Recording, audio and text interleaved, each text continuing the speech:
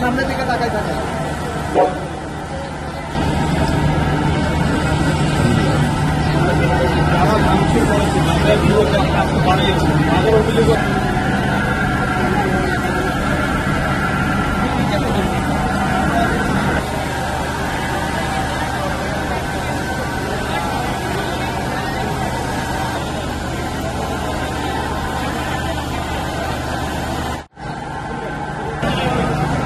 পরে পাওয়া যায় না।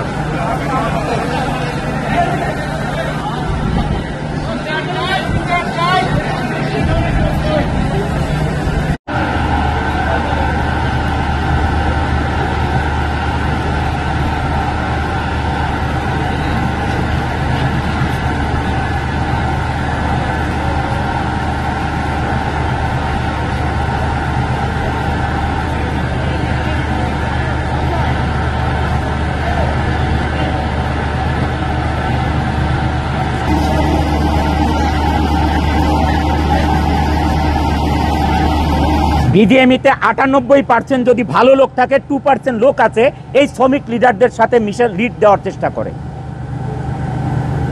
দলাদলি করার চেষ্টা করে। গার্মেন্টস কোনো রাজনীতির বস্তু না, এটা ইন্ডাস্ট্রি, এটা কোনো রাজনীতির খেলার মাঠ না। বাংলাদেশটাকে অচল করার জন্যে যারা এই নেতৃত্ব দিচ্ছেন তারা নিজেরাও জানেন না তারা কত ক্ষতি করছেন তাদের নিজেদের দেশের এবং মানুষের। আর এই যে শ্রমিক ভাই বোনেরা তাদের কথায় আনন্দ করে করে ফ্যাক্টরি ভাঙচুর করতেছে, অগ্নিসংযোগ করতেছে, কয়দিন পরে তারা কি খাবে তারা নিজেরাও জানে না। 240টা গ্রুপ অফ কোম্পানি ইন্ডাস্ট্রি বন্ধ করে চলে গেছেন, লক্ষ লক্ষ লোক বেকার হয়ে গেছেন।